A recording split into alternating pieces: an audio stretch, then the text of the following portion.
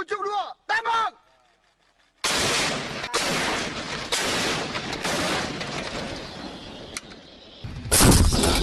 Artileri adalah kelas senjata berat yang dirancang untuk menembakkan munisi dalam jarak jauh melebihi jarak tembak senjata infanteri. Keunggulan artileri adalah jarak tembak yang jauh dan daya hancur yang dahsyat, meskipun itu harus dibayar dengan bobot yang sangat berat.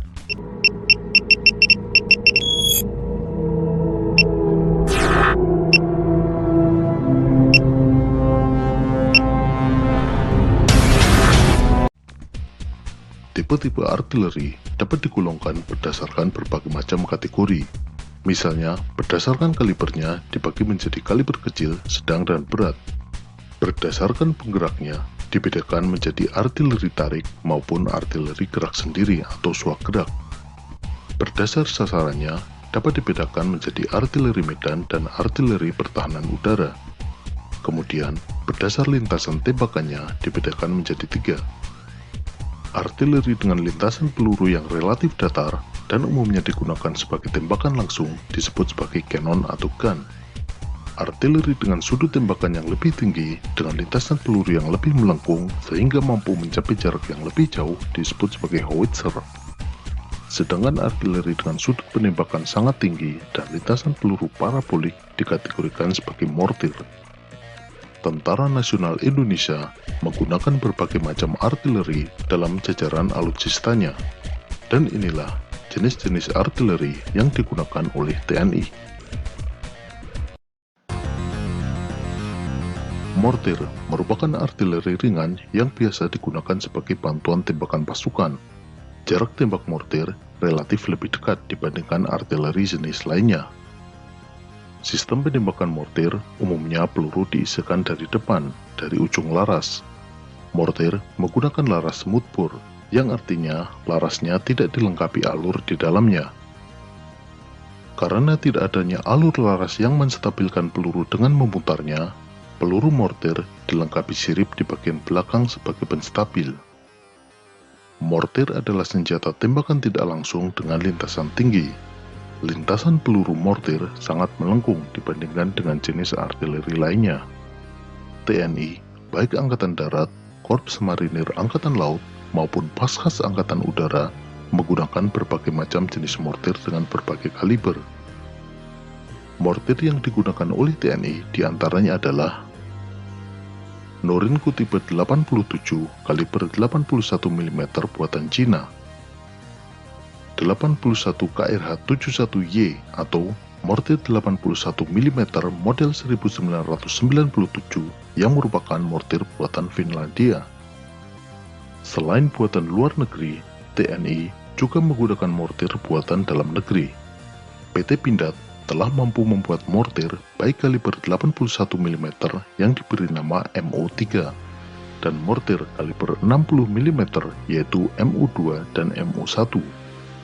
MO1 merupakan mortir komando yang sangat portable dan dapat dioperasikan oleh satu orang saja karena hanya berbobot 6 kg. Senjata kecil ini mampu melontarkan peluru hingga jarak sekitar 1 km.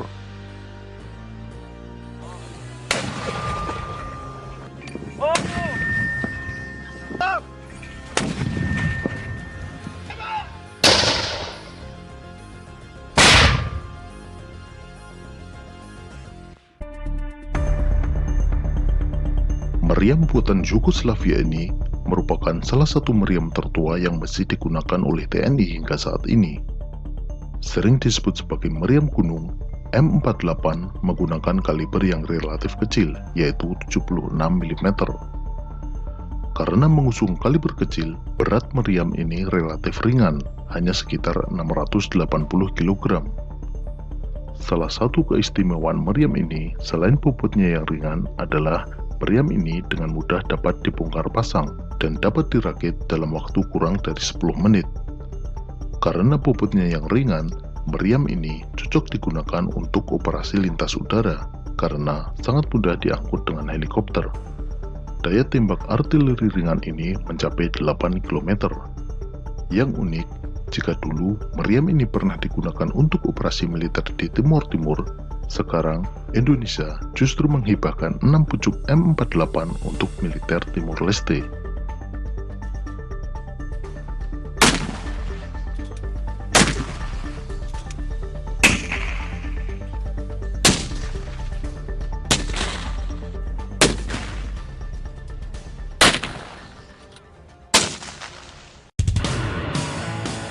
M2A2 merupakan howitzer dengan populasi terbanyak di jajaran TNI Angkatan Darat. M2A2 ini adalah varian dari howitzer M101. Meriam legendaris buatan Amerika ini hadir di Indonesia pada tahun 1982. Namun saat itu, Indonesia membeli meriam ini dalam kondisi bekas pakai.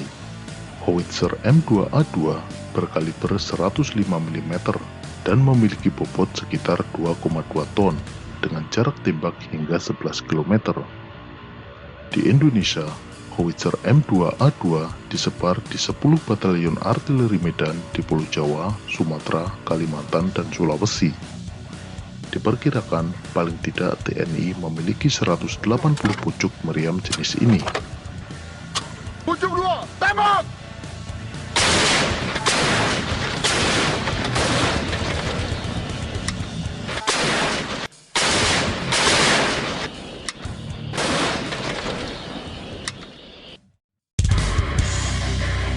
Howitzer kaliber 105 mm ini dibeli Indonesia dari Perancis sekitar tahun 1994.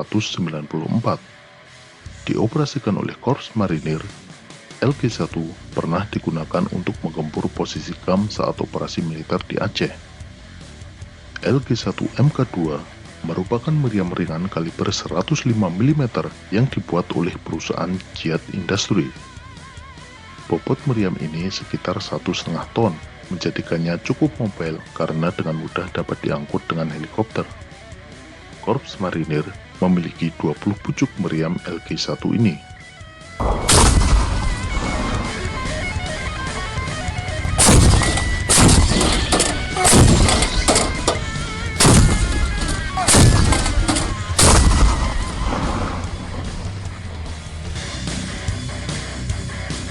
Pengadaan KH-178 adalah upaya TNI Angkatan Darat memodernisasi alutsista di kelas howitzer 105 mm. Jika selama ini TNI Angkatan Darat mengandalkan howitzer M2A2 yang sudah berumur tua, maka sekitar tahun 2010 TNI membeli sejumlah howitzer KH-178 buatan Korea Selatan. Meskipun sama-sama berkaliber 105 mm, namun bobot KH-178 cukup berat jika dibandingkan dengan meriam sekelasnya, semisal LG-1. KH-178 berbobot 4,5 ton, sedangkan LG-1 hanya 1,5 ton. Diperkirakan, TNI AD memiliki 54 pucuk meriam KH-178.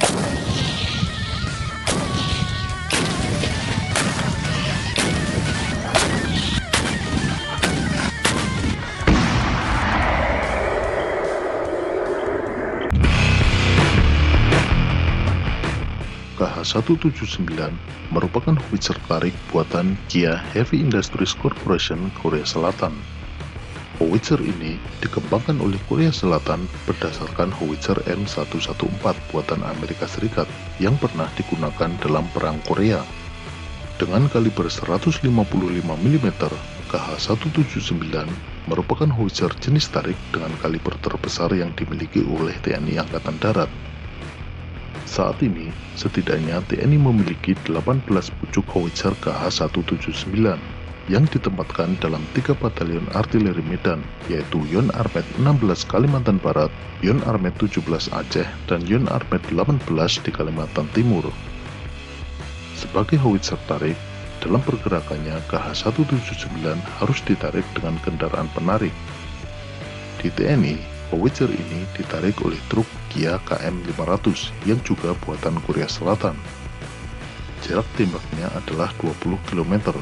Namun, jika menggunakan peluru RAP atau peluru dengan tambahan roket, jarak tembaknya bisa meningkat hingga 30 km.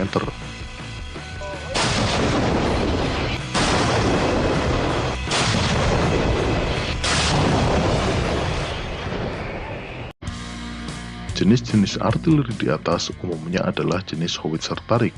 Artinya, untuk memindahkannya dari satu tempat ke tempat lain, artileri tersebut harus ditarik oleh kendaraan lain. Selain meriam tarik, TNI juga memiliki artileri yang dapat bergerak sendiri, sering disebut sebagai artileri gerak sendiri atau artileri suah gerak. Artileri gerak sendiri yang dimiliki TNI adalah artileri berat suah gerak. Ini adalah buatan negara tetangga, yaitu Singapura. Meskipun sekilas seperti howitzer tarik, namun sebenarnya howitzer ini adalah howitzer gerak sendiri atau howitzer suah gerak, karena dilengkapi dengan mesin diesel berkekuatan 75 tenaga kuda yang membuatnya mampu berjalan sendiri tanpa harus ditarik kendaraan lain. Alutsista ini merupakan artileri kaliber 155 mm yang pertama kali dimiliki oleh TNI Angkatan Darat. TNI AD memiliki 6 unit howitzer FH-2000 dan ditempatkan di Resimen Artileri Medan II di Purwakarta. AMX MK61 adalah versi artileri suah gerak yang menggunakan platform sasis tank AMX-13. Artileri buatan Prancis ini telah hadir di Indonesia pada akhir dekade 70-an. Meskipun sudah cukup usur, namun AMX MK61 masih sering terlihat digunakan oleh TNI. AMX MK61 menggunakan meriam kaliber 105 mm. Dalam operasinya, alutsista ini diawaki oleh 5 orang. Saat ini, AMX MK61 dioperasikan oleh 2 batalion artileri Medan, yaitu Yon Armet 4 di Cimahi dan Yon Armet 7 di Bekasi.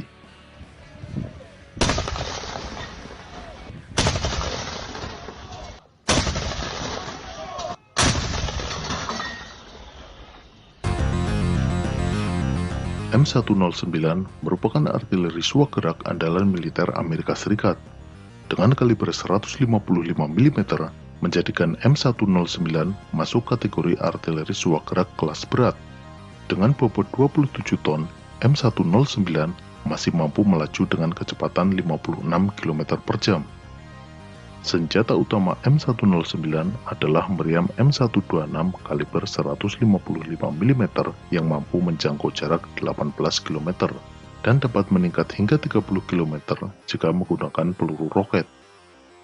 Pada tahun 2017, Indonesia membeli 36 unit M109 bekas dari Angkatan Bersenjata Belgia. Tipe yang dimiliki Indonesia saat ini adalah M109A4. Tipe ini sudah dilengkapi dengan perlindungan untuk bahaya perang nuklir, biologi, dan kimia. Namun, tipe ini belum disebut sebagai Paladin, karena yang berhak menyandang nama Paladin adalah M109 tipe A6.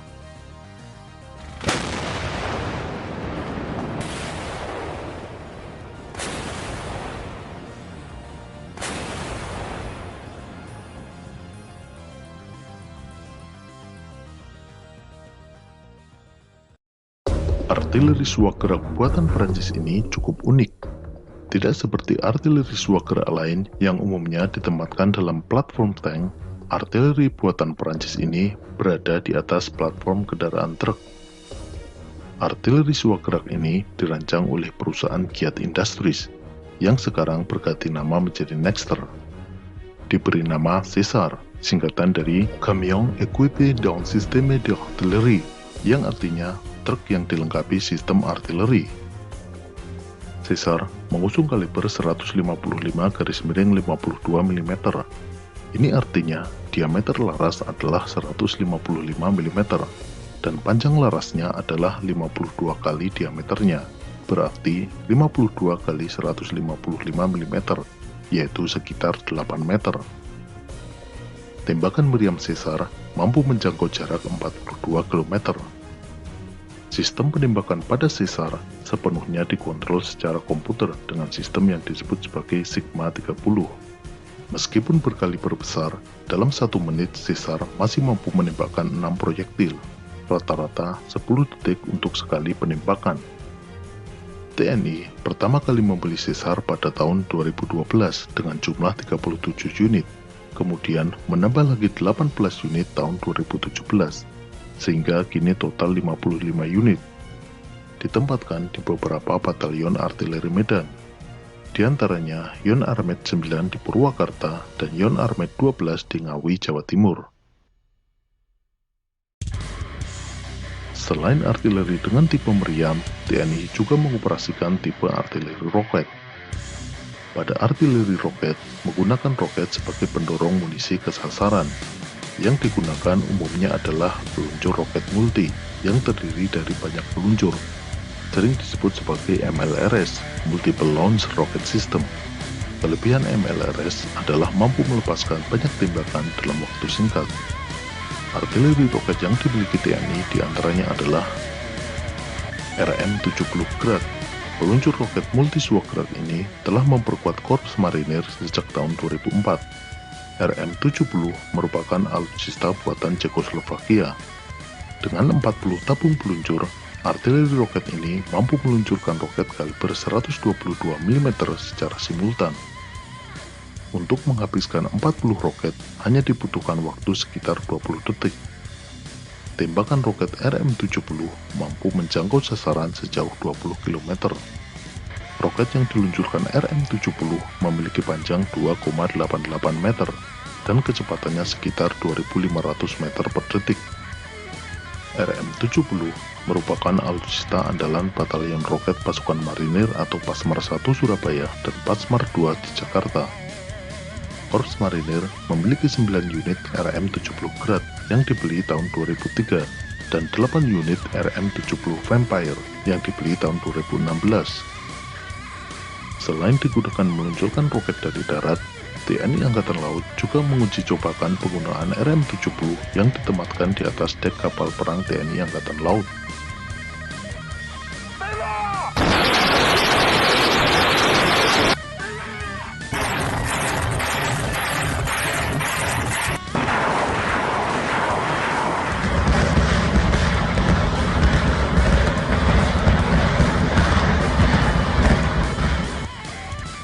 Selain MLRS RM-70 buatan Ceko, Korps Marinir juga diperkuat dengan artileri roket buatan Tiongkok.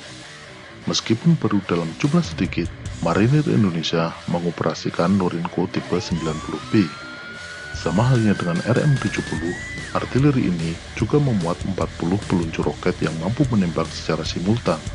Kemampuan tipe 90B ini tidak jauh berbeda dengan RM-70.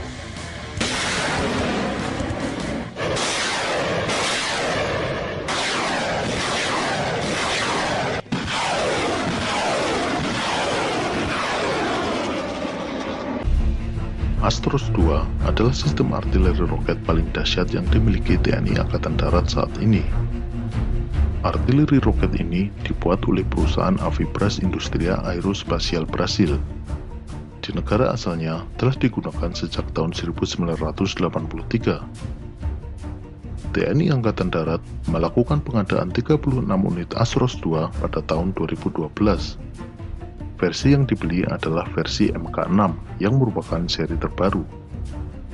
Selain merupakan MLRS, Astros juga merupakan peluncur roket multikaliber yang mampu meluncurkan beragam ukuran roket.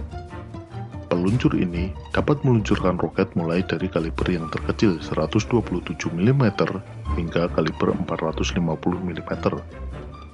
Jika menggunakan roket 127 mm, Astros dapat dimuati hingga 32 roket, sedangkan jika meluncurkan kaliber 450 mm, mampu memuat 4 unit roket. Jangkauan tembakan roket Astros tergantung jenis roket yang dipakai. Dengan kaliber 127 mm, mampu menjangkau jarak 30 km. Namun, jika menggunakan roket tipe SS-150 dengan kaliber 450 mm, mampu mencapai jarak hingga 150 km. Dalam operasinya, Astros didukung oleh beberapa kendaraan yaitu AV-LMU sebagai peluncur roket, AV-RMD sebagai pembawa suplai roket, AV-UCF sebagai fire control, dan AV-MET sebagai kendaraan stasiun meteorologi yang berfungsi memantau kondisi cuaca. Saat ini, Astros ditempatkan di Batalion Armet 10 Bogor, Jawa Barat dan Batalion Armet 1 di Malang, Jawa Timur.